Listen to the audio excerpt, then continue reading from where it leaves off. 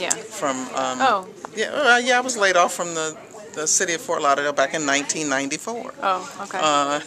As the economic development director, and then of course when Blockbuster did not move forward after 6 months, I was laid off there too. So that's when I went into business in 1995. Okay.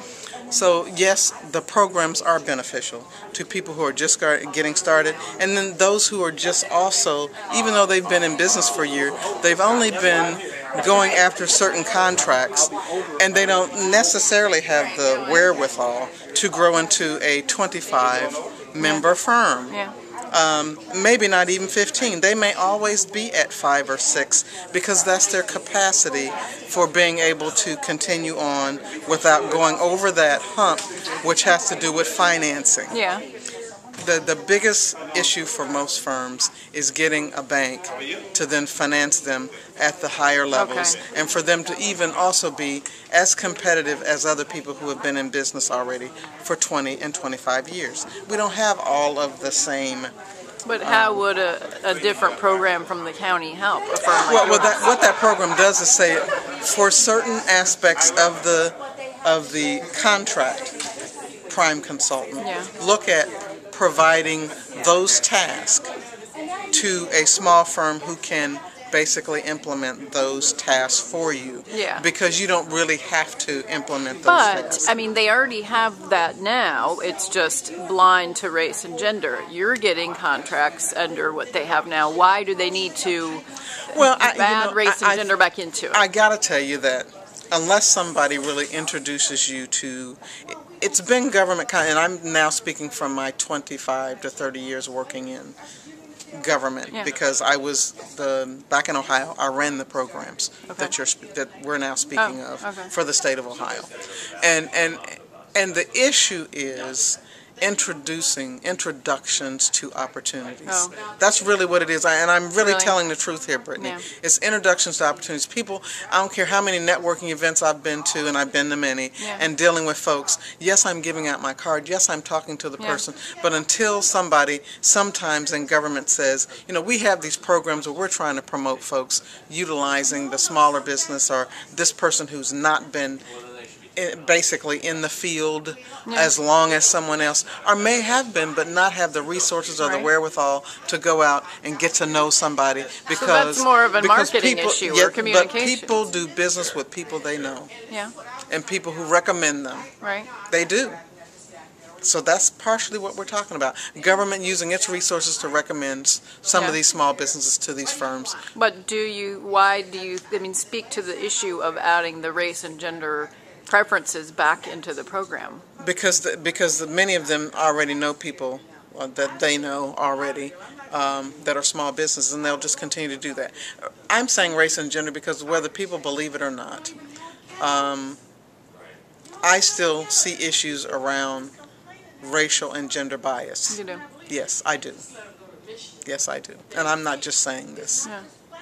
I mean, you think that people, they said, you might have to do twice as good a job to be considered half as good or something. But if you're grounded in, well, I'm not saying that, but if you just have to work hard. You have to work hard regardless of whether you're black, white, purple, green, brown, yellow.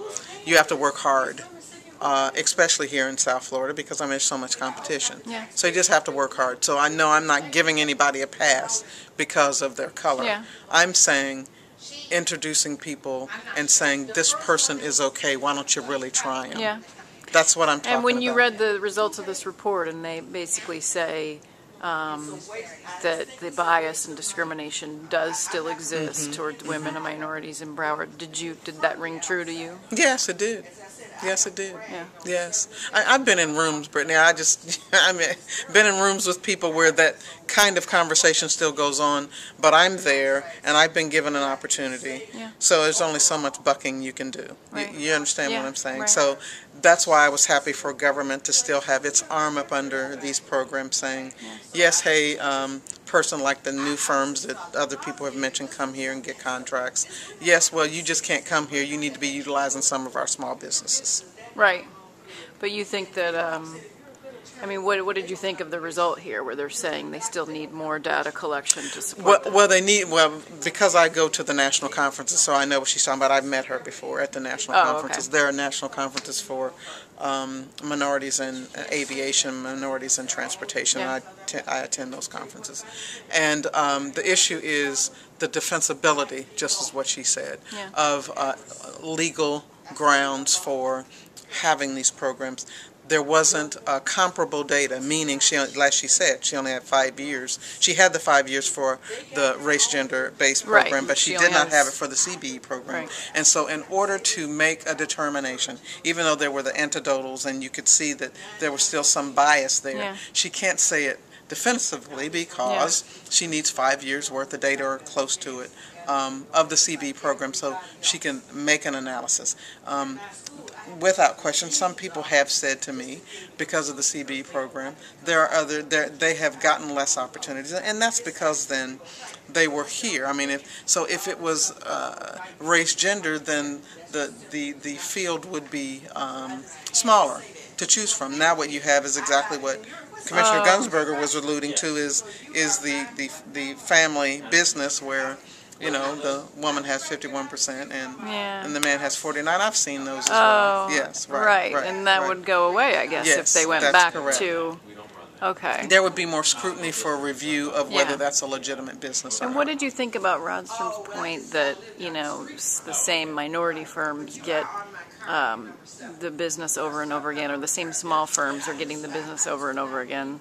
I don't think that it's not the same firms. I think that it's being spread out more, but because we're sitting up in the room when they're doing their selection negotiations, and it's in which they've been a part of most of the big projects, then they're going to see some of the same faces because some of those folks are choosing those small businesses. But it's exactly what I said before. We're not getting a large portion of the work.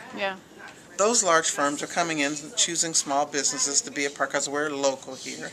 But it's not as if we're getting some huge amount of their contract. So It's yes, just he's a going to piece. see us first because they intentionally say, well, you have to be at the meeting because they want our faces to be seen to these commissioners. So they know. But why, and in general, I mean, you know, given the diversity of Broward and that minorities are, I think, you know, more than half the population, why, you know, do we still need these programs? Why are we still I having think this? we need supportive programs too, because I think, yes, in agreement with Commissioner Rostrom and Gunsberger, Jacobs and Sharif and Holness, is we've got to have programs now that begin to grow these businesses, and that's where you can unbundle these contracts so that they're small enough for people to go after them as a prime. That's what we need.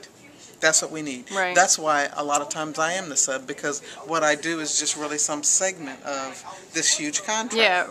Well, you know, it's not like I'm going after the huge contract. You know, I would have to put a team together, you know, and then it would become questionable where she's not the person with the expertise in this part, she only has this part. So for those that do have expertise in what they're looking for, if the contracts were unbundled, then they could go and perform that task. So are you encouraged by what's happening then? Yes, absolutely. Absolutely. I think Broward County has always been intentional about trying to assist small and minority and women-owned businesses, and it's just an issue of them coming up with a program that's defensible legally, and that's why they did what they did 3 years ago.